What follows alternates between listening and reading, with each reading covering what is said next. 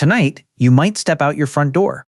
You walk down the pavement, you head toward your car, or maybe you just stand near the woodline where the glowing streetlights meet the dark. The night chill hits your skin. To you, it means nothing. Just another quiet evening. Just another ordinary person existing in the world. But right now, out in that dead silence, a biological radar is tracking you. Before your eyes adjust to the dark, another nervous system has already locked on. A deer stops chewing its food. A fox freezes dead in the grass. A raccoon raises its head. A mountain lion drops its fresh kill and slips away into the shadows. Your hands are empty. Your walking pace is slow. You did not make a sudden move. You did not even know they were there. But the second your scent hit the air, the rules of the night completely flipped. That animal did not wait to see what you would do. Its muscles coiled. Its heart rate spiked. Its brain instantly ran the oldest calculation on Earth. Danger. They did not react to your current intentions. They reacted to a ghost. They reacted to what your shape has meant for hundreds of thousands of years. Survival is not a guessing game. It is a blueprint. Out in the wild, staying alive means reading the right patterns. Every living thing had to know exactly what death looked like. A lion followed a strict biological rhythm. A crocodile owned a specific stretch of muddy water. A wolf pack broadcasted a distinct sound across the valley. Predators brought absolute terror. But they operated on fixed logic. They attacked only when their muscles allowed it. They slept heavily when their bodies burned out. They required thick cover, short distances, peak energy, and the perfect element of surprise. Prey animals were completely wired around these exact behaviors. A zebra survived by mapping the sudden silence in the tall grass. A deer survived by reading the direction of the wind. A monkey stayed alive by memorizing what kind of stillness meant. A cat was creeping near. Then, a glitch in the system walked out into the open. This new creature was shockingly fragile. It had thin skin. It had dull teeth. It possessed no venom, no lethal claws, and no jaw built to snap bones.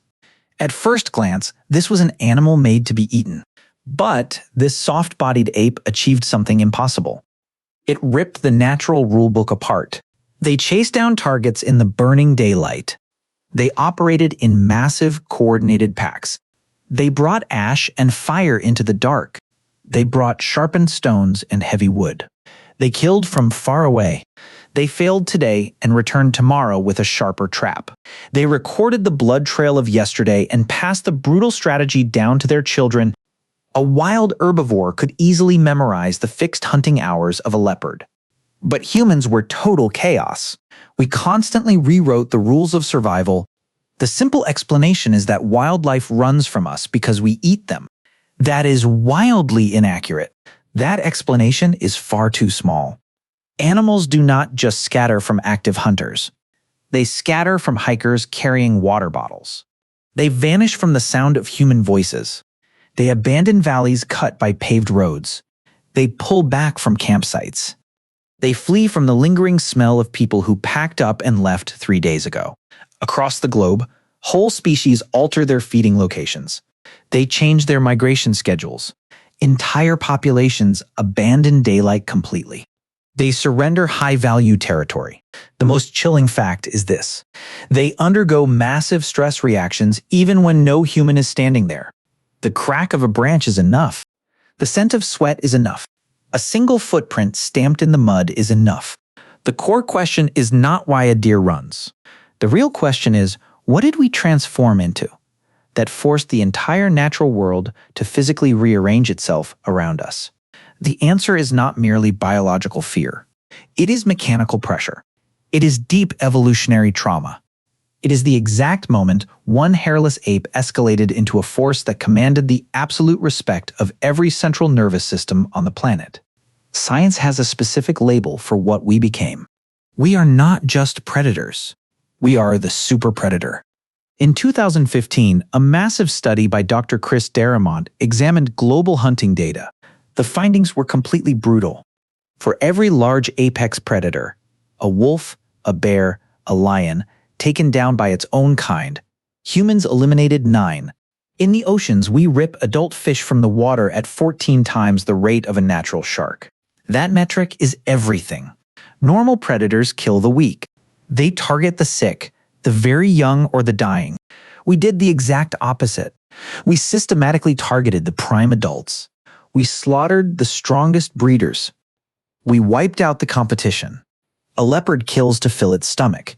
Humans engineered massive logistical systems designed to erase entire populations from the map. That is not natural predation. That is an industrial-scale extinction event. Before we flooded the map, the wild had a stable hierarchy of terror. The deer feared the wolf. The scavenger waited on the sidelines. Then we stepped in and refused to hold a static position. A cheetah is pure speed, followed by rapid muscle failure. Humans are physical bodies operating on stored memory. We can fail, analyze the data, and return lethal. This is not just a theory. Look at a mountain lion. This is a massive animal built to drag raw meat, heavier than its own body through the dark. It is pure confidence wrapped in muscle. In 2017, researcher Justine Smith at UC Santa Cruz tested this exact confidence. They placed hidden speakers right next to the bloody feeding sites of wild pumas. Some speakers played the natural sounds of local frogs. Others played a simple human conversation.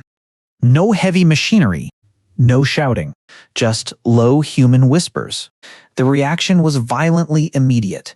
A simple human conversation pouring through a plastic speaker was enough to make a fresh kill feel like a death trap. The cats bolted. They stayed away longer. Their total feeding time plummeted by more than half. The apex predator had already done the brutal work, but the mere audio recording of a soft-bodied ape drove it into the shadows. But it gets much wider. In 2019, Justin Sirachi expanded the lens. He wanted to know what happens to an entire living forest when human audio is pumped into the air. They broadcasted our voices across massive stretches of wilderness. The results rewrote the food chain. Massive carnivores abandoned their territories. Medium predators like raccoons and foxes vanished from the radar. And at the bottom, small mammals suddenly stepped out to feed. Why? Because the absolute apex killers were too terrified of us to hunt. A ghost voice echoed through the trees, and the entire ecosystem shifted its behavior. No guns were fired. No blood was spilled. The invisible idea of a human being was fully enough to control who lived, who hid, and who ate. Fear ceases to be a mere biological reaction inside a single animal. It mutates into a physical environment. It acts like an invisible radioactive cloud blanketing the forest floor. An invisible boundary forms. A fresh water source turns into a lethal nighttime gamble. A rich patch of green stops being worth the ultimate price. We engineer these massive zones of terror completely by accident. We lay down strips of asphalt, and entire herds delay their crossing until midnight.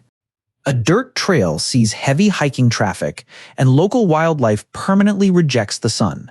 A recreational campsite emerges, and the food chain fractures. Our sheer physical presence is an overwhelming force. We never have to fire a weapon to shatter an animal's existence. Just standing nearby is enough. The creature drops its calorie intake. It delays its movements. It abandons ancient migration routes. The panic hardwires itself into daily behavior. That behavior eventually dictates raw survival. You cannot simply state that every wild animal hatches with an ingrained terror of mankind. Nature is much colder than that. Some panic is brutally learned firsthand. Some is transferred from a mother to her young. Some is absorbed by watching a herd scatter in panic. Evolution hammers the rest into their DNA over thousands of brutal generations. A creature that dismisses our presence does not live long enough to breed. The hypervigilant survive. They pass that intense paranoia down the line. The true core of this terror is not our constant violence. It is our pure unpredictability. A lion hits a physical limit. A crocodile is a fixed threat restricted to the water edge. A wolf pack is locked into a deadly rhythm of hunger and fatigue. A human is a roll of the dice. We stroll harmlessly through a canyon on Tuesday. We return on Wednesday with heavy rifles, steel traps, floodlights, and tracking dogs. We conserve a species on one mountain and eradicate it in the valley. We inject poison into places no natural hunter could ever reach. We offer zero stable patterns. Here's the brutal irony. We do not feel like apex killers anymore. We wander down dirt trails staring at glowing screens.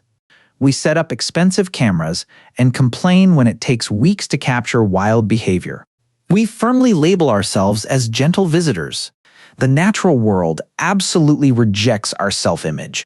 It does not read your peaceful intentions. It reads the physical footprint you leave behind. Engine grease, plastic, synthetic scents, blinding lights. To us, this is just modern convenience. To them, these are deafening alarm bells. A deer does not care that you just want a photograph. A mountain lion does not care that your hands are empty.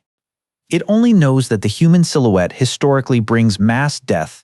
We like to pretend we separated from the wild. The wild treats us like we never left. This is where the reality gets highly uncomfortable.